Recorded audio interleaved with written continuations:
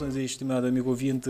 Este é o nosso espaço singular da Rádio Dia em Comentário Político com o Dr. Amândio Vicente. Como vai, Dr. Amândio? Bom dia, Rivaldo. Eu vou bem. Bom dia, Ana. Bom dia, Claudino. Bom dia a todos os ouvintes da Rádio Dia. Muito obrigado por estar cá connosco mais uma vez neste espaço singular da Rádio Dia, um espaço de conversa descontraída à volta dos acontecimentos que chocam a sociedade cabo-verdiana. Na linha que vai nortear esta nossa conversa de hoje, vamos começar por dar um olhar sobre as obras do Praia aqui na cidade da Praia, né, com Francisco Carvalho a esclarecer sobre a paralisação. Também em São Vicente se há a agenda manifestação de trabalhadores da empresa Atúmulo, que é uma empresa de conservação de pescados, não é? Que é já para amanhã. Temos também o subsídio de desemprego alargado ao trabalho doméstico, anunciado pelo Ministro da Família e da Inclusão Social. O PAICV também denuncia a alteração dos relatórios dos auditores por parte dos juízes do Tribunal de Contas. E, por fim, vamos dar um pequeno olhar sobre Águas de Ponta Preta, que realiza a primeira emissão de obrigação verde em Cabo Verde. São temas pertinentes. Sim, são temas importantes que vamos debater, vamos analisar ao longo desse programa. Entrando nos pontos que temos aqui sobre a mesa, para começar, Dr. Amândio, para si, porque é que não tem dinheiro para as obras do Praia no município da Praia? Sim, é o que o Ministério da Habitação, a doutora engenheira, parece-me, Eunice, tem que explicar, juntamente com o presidente da Associação Nacional dos Municípios Arménio.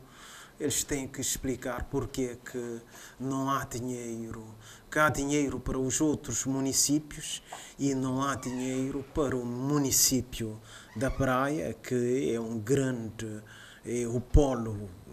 maior polo do país.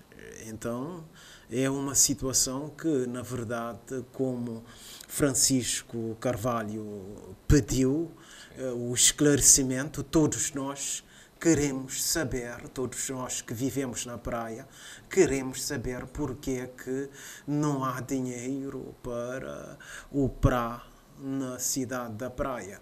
Se há dinheiro para os outros municípios, porque é que não há dinheiro para o município da Praia?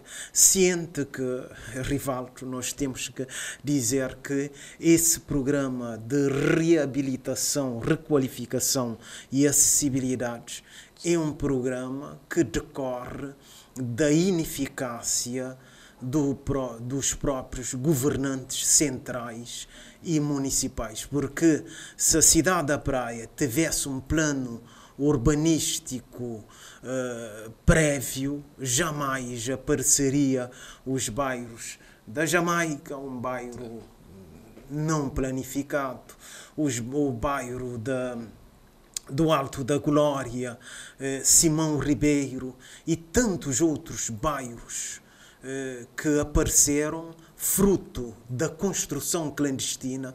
E essa construção clandestina temos que atribuir responsabilidade em grande parte aos dirigentes da Câmara Municipal da Praia e, sobretudo, a expansão dos bairros clandestinos deu-se durante a gestão do atual primeiro-ministro, que era presidente da Câmara e que, no fundo, com uma política contra os pobres, para que estes consigam ter um terreno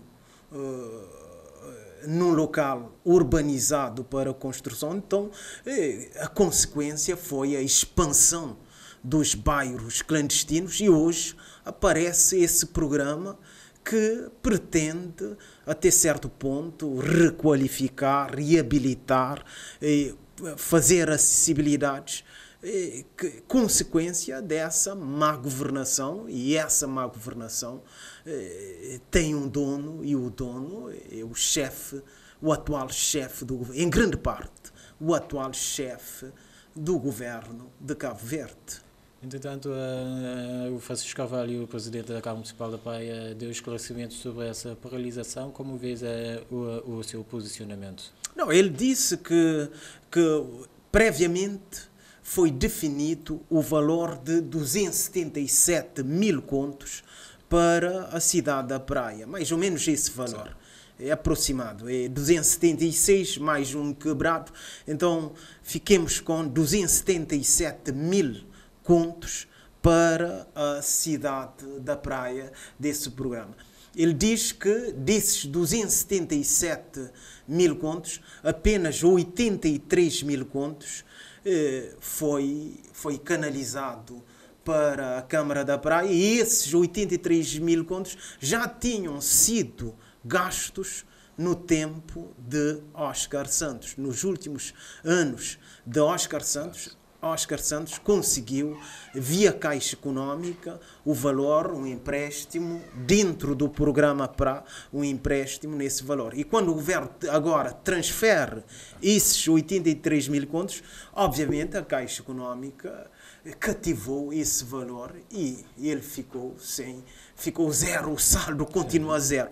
Portanto, dos 277 mil contos que estão vinculados à Câmara da Praia, apenas 83 mil contos foram dados, e por isso que ele reclama os 190, a parte complementar, que é mais ou menos 194 mil contos, que o governo tem que transferir para a Câmara Municipal da Praia, no sentido de continuar com as obras e claramente para a requalificação dos bairros, da acessibilidade, que, como eu lhe disse,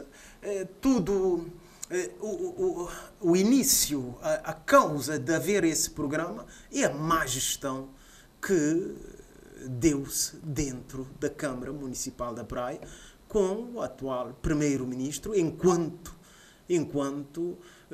governante municipal. Ele, por isso, se você me perguntar, mas o que é que ele fez que você, até certo ponto, atribui culpa? Nós não podemos esquecer que, por exemplo, ele, quando iniciou em 2008 as atividades na Câmara Municipal da Praia, a primeira coisa que ele fez é a eliminação da venda dos terrenos por aforamento. O aforamento, a venda ou concessão, não sei o termo correto, mas é isso que deve dizer, a venda ou concessão do terreno via aforamento era uma política que favorecia as pessoas de baixa renda no sentido de terem um lote de terreno para, na verdade, fazerem a sua construção. Então, logo, eliminando essa possibilidade de gente pobre ter um lote de terreno, automaticamente, a consequência, a construção clandestina, os bairros clandestinos que expandiram fruto dessa decisão tomada na Câmara Municipal. Nós não podemos esquecer que a Câmara, as últimas gestões do MPD na Câmara Municipal da Praia era especulação imobiliária com os terrenos. A Câmara quase que foi transformada numa agência de venda de terrenos, quem dá mais, e o pobre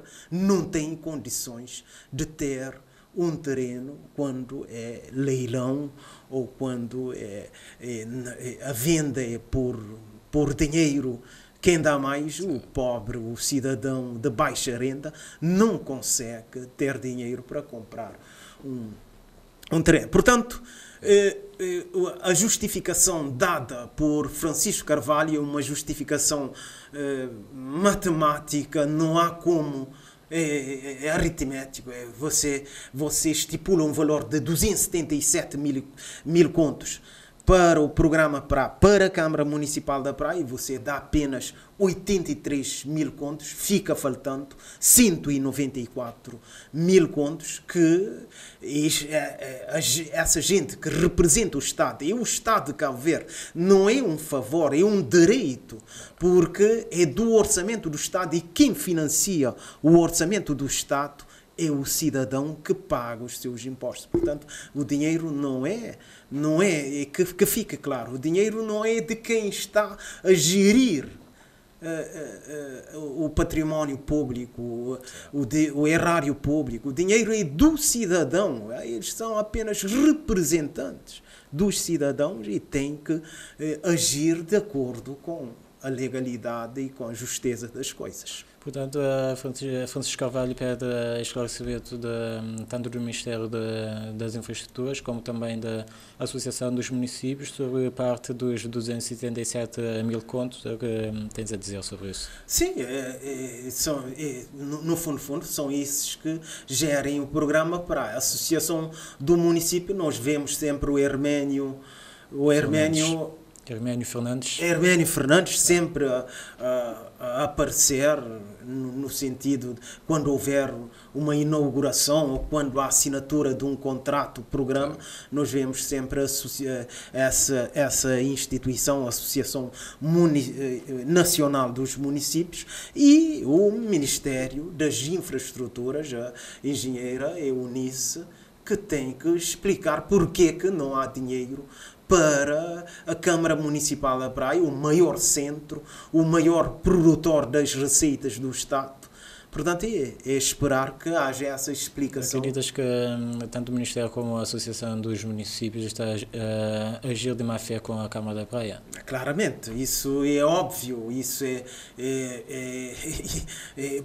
não é o que se fala, é o comportamento. Você vê claramente que há uma atitude até certo ponto de bloqueio, porque, como já se disse, a Câmara Municipal da Praia é uma pedra também no sapato do MPD, que perdeu, que não esperava perder essa Câmara e perdeu, e agora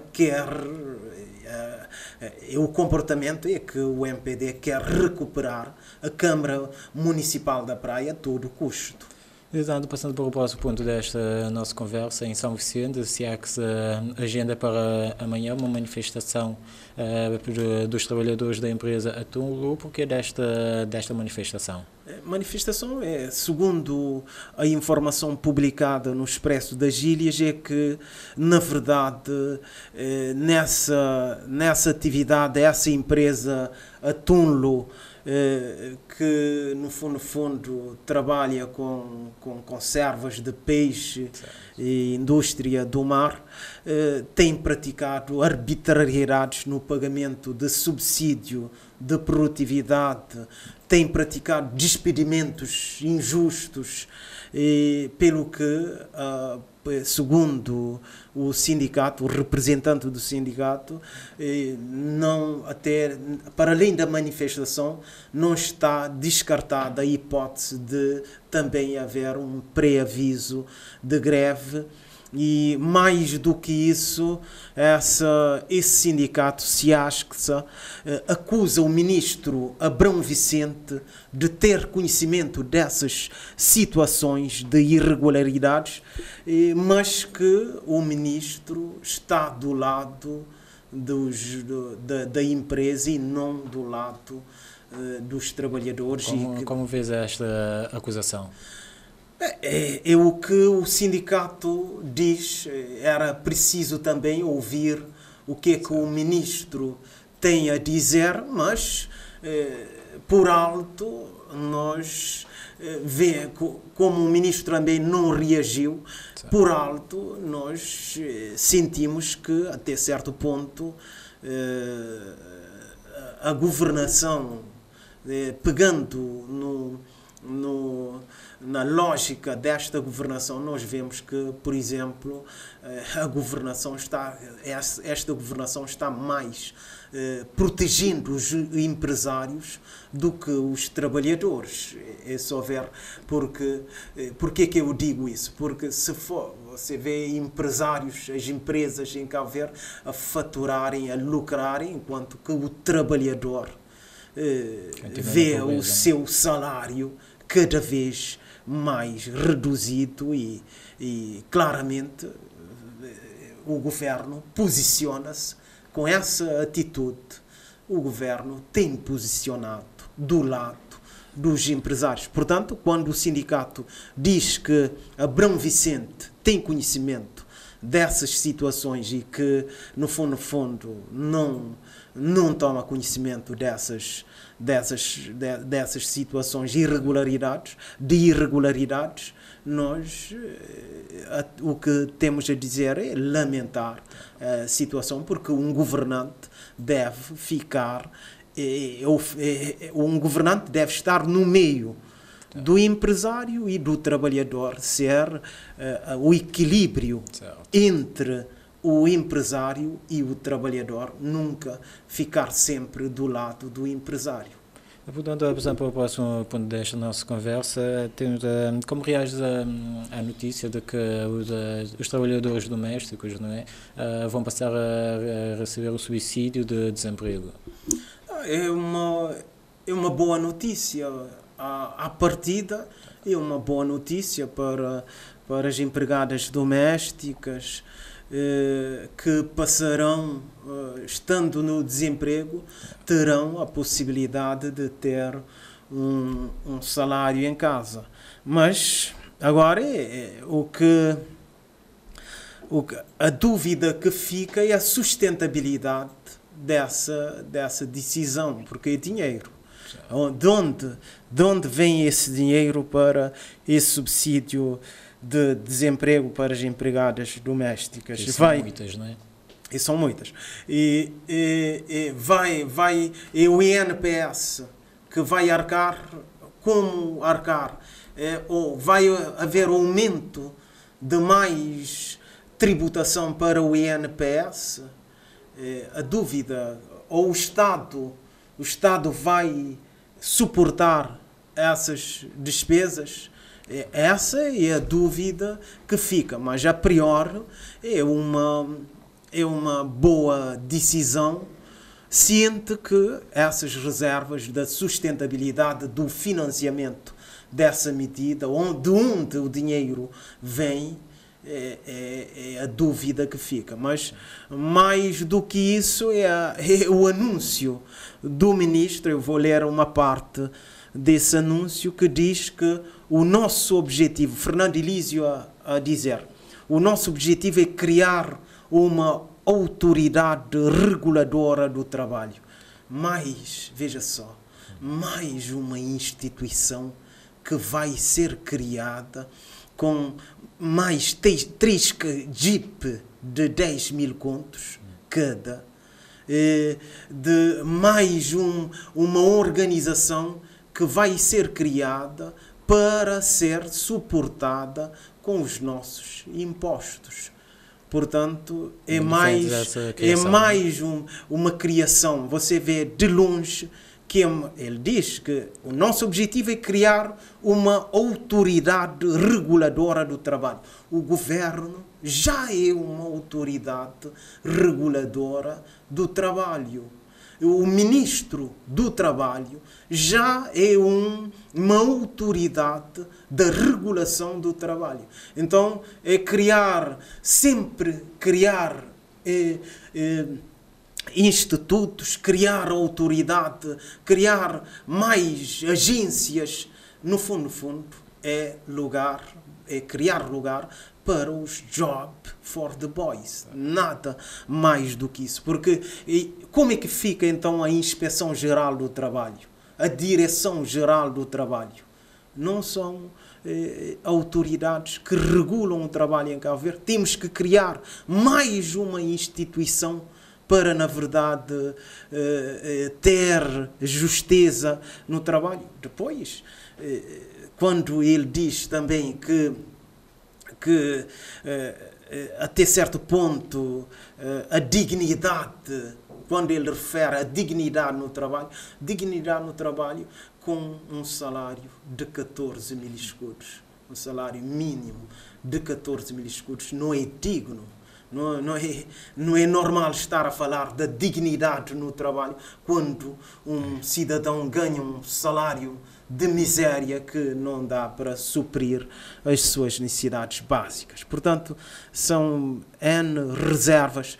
À partida, eu só devo referenciar, à partida é uma boa medida, mas que tem as suas reservas, a sustentabilidade dessa medida. Depois a questão de criar uma autoridade reguladora do trabalho, que no fundo o próprio governo já é uma autoridade reguladora do trabalho. Portanto, é mais institutos, mais job for the boys que Fernando Elísio está a referenciar aqui. Portanto, a Fernando Elísio também anunciou para já um novo regime jurídico de seguros obrigatórios, como também de acidentes de trabalho. Como vês isso? Criando essa, no fundo, pode ser a cópia de situações que ocorrem em outros países que o salário suporta essas despesas. Mas em Cabo Verde, obrigar o trabalhador a pagar mais impostos do que já paga na verdade, é quase confiscar o salário do trabalhador. Pensemos que esse não é o caminho. Mas pronto, vamos ver, vamos esperar o anúncio, mais detalhes, mais informações sobre essas medidas, e esperemos que os sindicatos também estejam atentos para a defesa dos interesses dos trabalhadores. E, portanto, passando para o próximo ponto desta nossa conversa, o PAICV denuncia a alteração de relatórios dos auditores por parte do Tribunal de Contas. Como vês isso? Bem, eu o que digo sobre essa situação é que na verdade, o Tribunal de Contas, no fundo, não é um bom lugar para trabalhar. Parece que o clima interno no Tribunal de Contas não é um bom clima laboral, porque lembremos que há bem pouco tempo os auditores foram contra o convite de Olavo Correia para participar no Dia Mundial do Tribunal de Contas.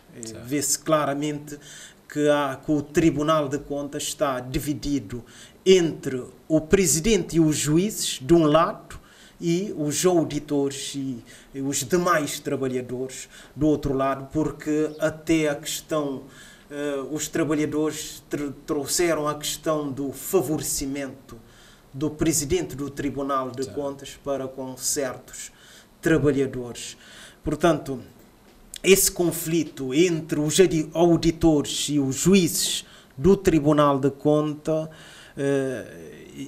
que aparece na sequência sobre as contas geral do Estado referente ao ano 2020, e que aliás, nessa notícia diz que o relatório distribuído foi alterado no gabinete dos juízes nomeados pelo governo no Tribunal de Contas, e que várias diferenças entre o relatório dos juízes, o relatório dos auditores e o relatório final dos juízes do Tribunal de Contas, que houve muita alteração, que mudou o sentido do relatório inicial, claramente para favorecer a imagem do governo, que houve alteração dos dados macroeconómicos, o valor do endividamento do Estado,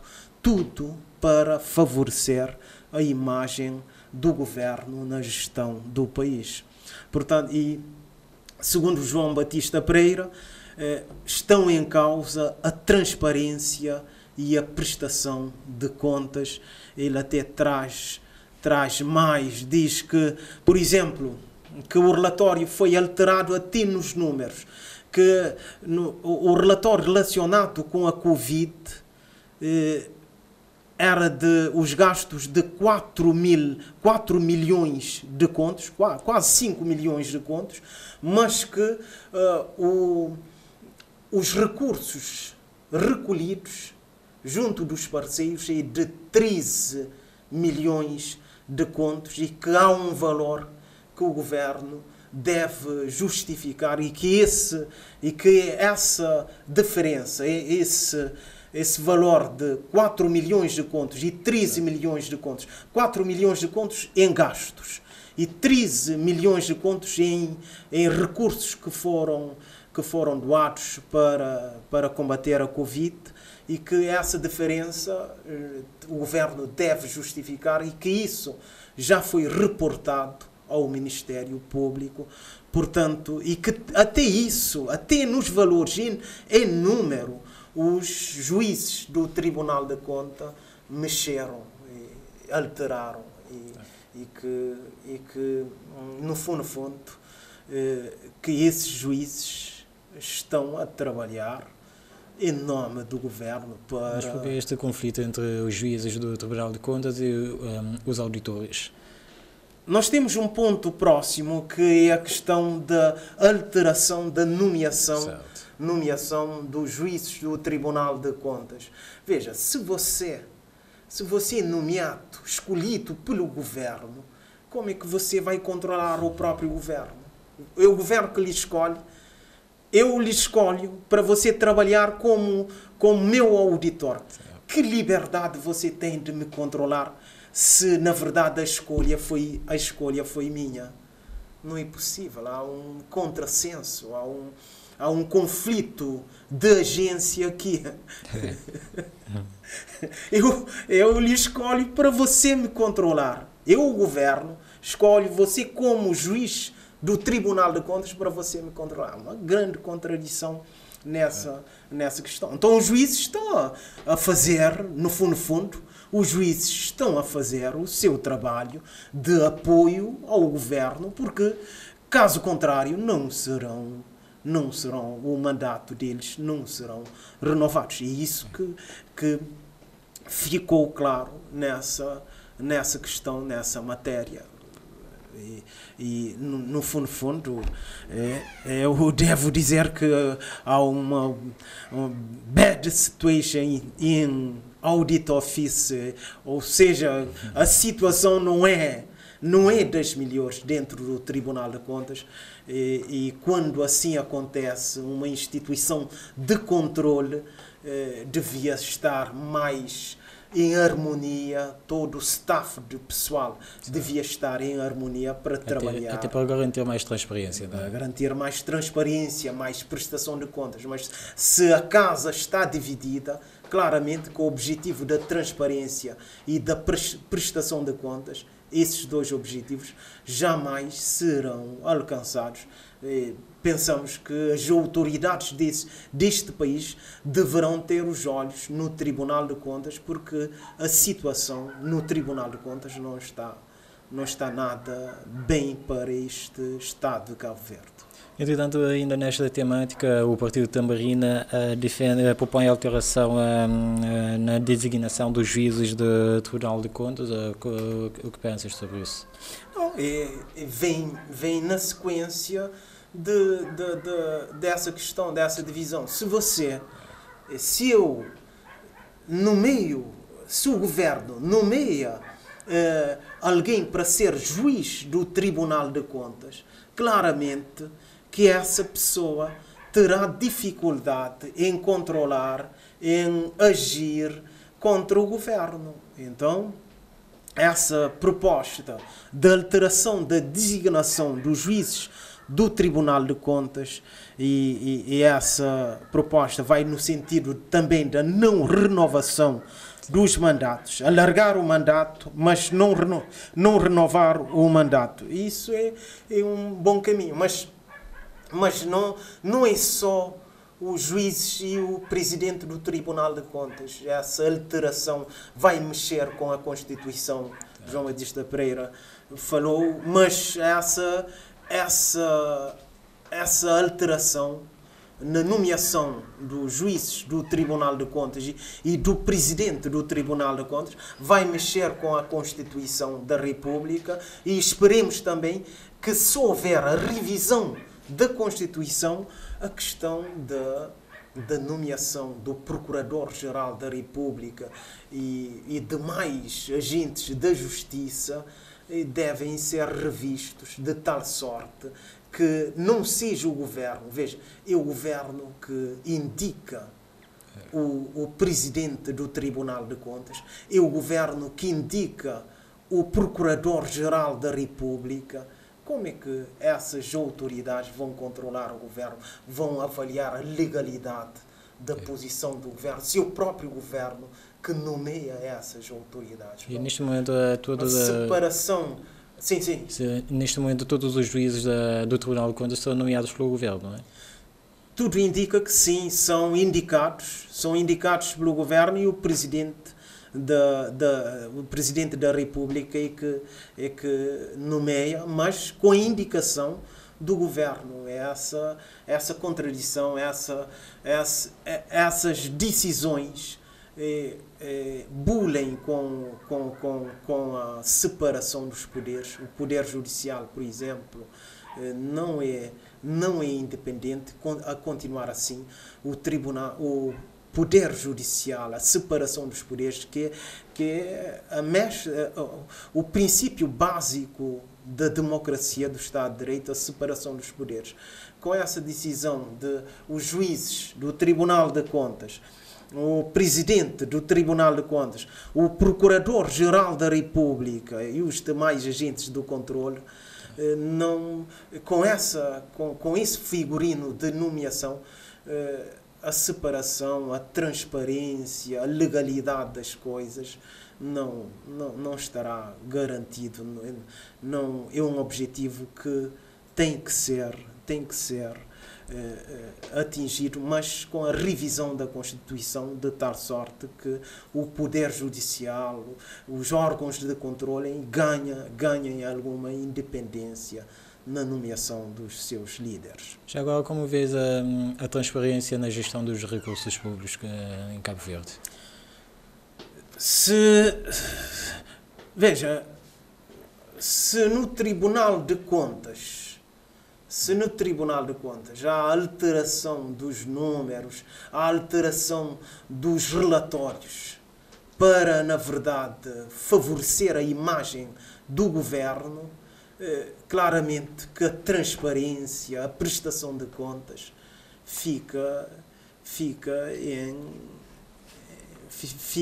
a dever-se, comprometida, não é? Fica comprometido, esses objetivos do bom governo da coisa pública, a prestação de contas, a transparência, ficam logo comprometidos, e há que encontrar solução para isso, com a revisão da Constituição, porque, caso contrário,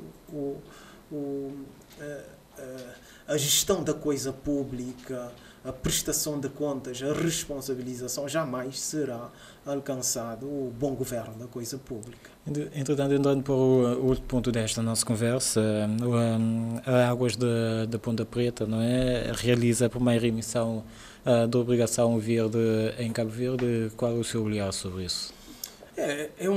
À partida é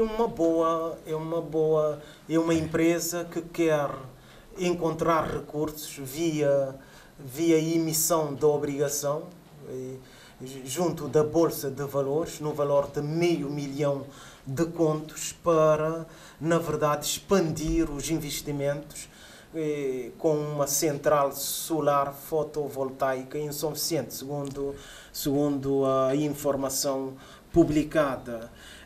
À partida é uma boa decisão. Nós em Cabo Verde temos sol, temos vento, precisamos aproveitar essas energias verdes, essas energias limpas.